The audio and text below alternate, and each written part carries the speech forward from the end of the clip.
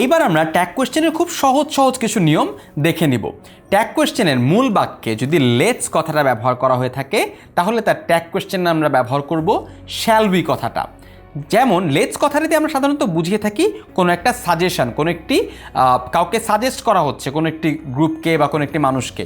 যেমন let's play cricket, shall we let's থাকলেই তুমি বুঝে নিবে যে ট্যাগ কোয়েশ্চেনে তোমাকে শ্যাল উই কথাটা ব্যবহার করতে হবে।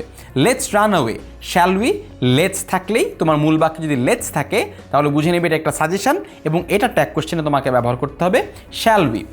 আবার যদি তোমার বাক্যের মেইন অংশে আই অ্যাম কথাটা থাকে তাহলে এটা ট্যাগ কোয়েশ্চেনে আরএন্ট আই হবে।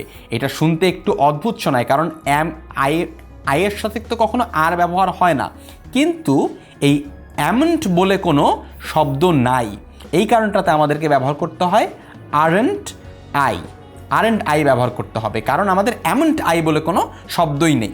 তাই I am right, aren't I am asking you something, aren't I. লক্ষ্য করছো যে আমরা অ্যামেন্ট আই ব্যবহার না করে ব্যবহার করছি আরএন্ট আই। পরবর্তী ভিডিওতে রয়েছে ট্যাগ কোয়েশ্চেনের আরও চমৎকার কিছু নিয়ম।